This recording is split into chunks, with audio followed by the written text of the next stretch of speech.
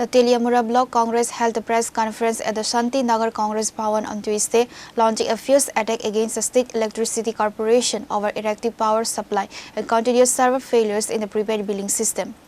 Leadership highlighted the frequent server down issues at the electricity department have left hundreds of consumers unable to recharge their prepaid meters. This has led to forced power disconnections, pushing families, including children and the elderly, to suffer in grueling summer heat.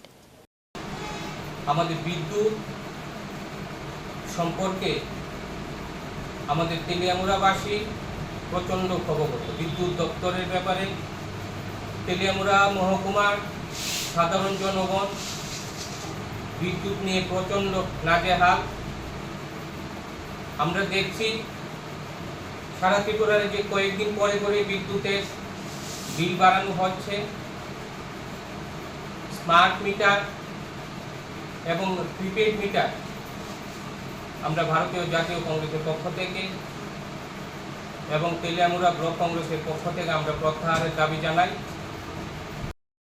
রাস্তায় নেমে এসেছে, রাস্তা অবরোধ করেছে, তাদের অন্তরে যে প্রতিবাদ সে প্রতিবাদ সংগঠিত করেছে।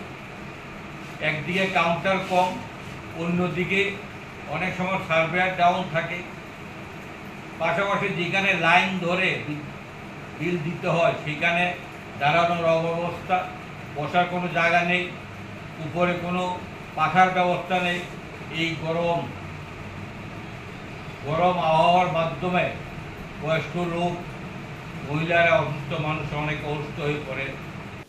Report by Hiranmoy from Teliamura, Chini Khora.